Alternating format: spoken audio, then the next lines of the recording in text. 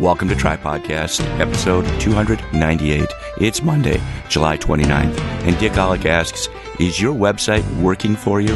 After a visit to a website that was 5 years out of date, Dick took a look around at a bunch of other websites, including his own, and was a little surprised at what he found. In this Try Podcast, he offers some tips and strategies for keeping your website up to date and working for you. Let's listen in. I want to talk a little bit today about websites. You know, we've not had a Try Podcast about websites in the past that I know of, that I can remember. As I look back into our archives, so to speak, we've been doing this now for about 5 years, and I couldn't find any that I talked about on websites. So let me ask you, have you checked your own website lately? Is it up to date? You still have your high school graduation picture on there as being the president and CEO? I looked at a BSC site the other day. Started to say yesterday, but it wasn't. It was about a week ago. And I thought it was interesting when they said, and I wrote it down here, it said, this year, 2008, we are celebrating our 15th anniversary of being in business. This year, 2008.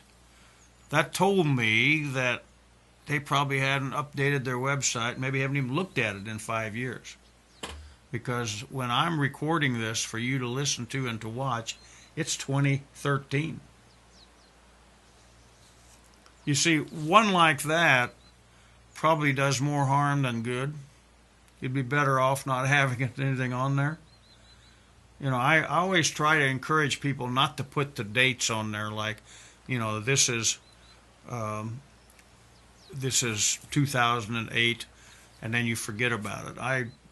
They could have said something to the effect that we're heading toward 20 years in business, or we're getting close to 20 years in business, and that even dates you, because if you don't keep your website up to date, you certainly will be out of date not too long. But I try to keep the year out of anything that we talk about. Now, what you could say, instead of saying that this is 2008, or even what I said before, we're heading toward, say something like, we have been in business since 1993, or something like that. And that way it never goes out of date, because you have been in business since 1993. I think that can do more harm than good when you just put the date on there like that and never update it. Just as your proposals need constant updating to keep up with the times, I think you need to keep up with the times on your website, because more and more people are turning to websites for direction. Are these the people I'd really like to, do I want to contact them? Let me look at their website and see if I really want to contact them. I wouldn't have said that 10 or 15 years ago. I can remember doing workshops right at the turn of the year 2000. People were asking me, should we still be selling off our website? And I said, maybe someday you will, but right now you won't. And that was, 13, 14, 15 years ago. But a lot of people are looking at websites. I know I go hunting on websites for things that I want. So what are you taking care of it? Are you taking care of your website? You see, I'm guilty as well. In fact, on my home page, I have at the bottom of my home page, I have a video of a Try Podcast, just like we're doing right now.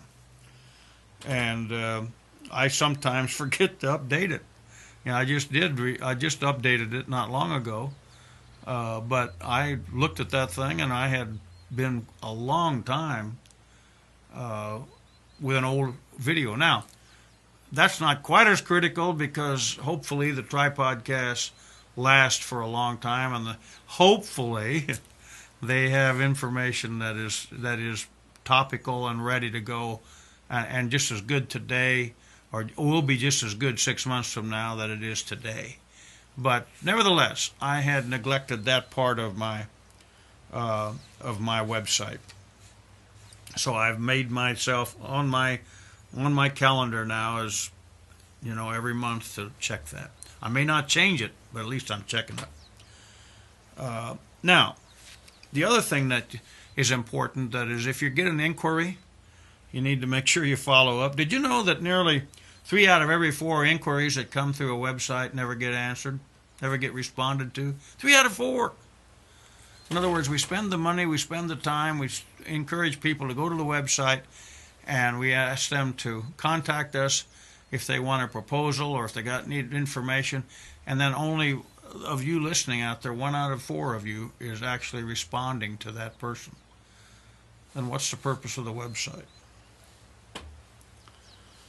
And as a matter of fact, I wrote down here, maybe that's one of the reasons I even did this podcast on websites, because I tried to order something the other day.